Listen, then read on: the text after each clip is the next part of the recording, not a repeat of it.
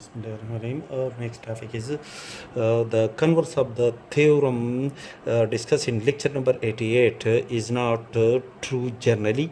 That is, every bounded sequence is not necessary to be convergent sequence. For example, the general term of the sequence an is equal to 1 plus minus 1 is to power n for n belong to the natural number is a bounded sequence because an absolute is less than or equal to 1 plus minus 1 is to power n. That is, when the value of n is 1 or 3 or 5, that is the power of minus 1 is an odd number, the result is equal to minus 1. And when the value of minus 1 is equal to 2, 4, 6 and so on, that is the value of the power of minus 1 is an even number, then the result is equal to plus 1. Therefore an is equal to 1 minus 1, that is when n is odd number, then an is equal to 1 minus 1 is equal to 0.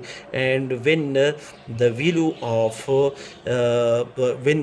n is an even number, then the result of minus 1 is power even number is equal to plus 1, which is equal to 2. Therefore an absolute is less than or equal to 2 for each n belong to the natural number n. Thus, the sequence, in this case, we can say that the sequence an is a bounded sequence.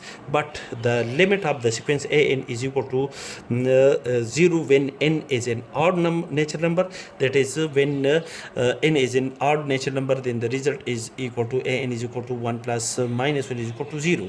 And when n is an even natural number, then the value of an is equal to 1 plus 1 is equal to 2, which is the result is equal to 2. Thus, the limit of the sequence can tend to two different points, 0 and 2. Thus, in this case, we can say that the sequence whose general term is 1 plus minus 1 is equal to n discussed above is not a convergent sequence.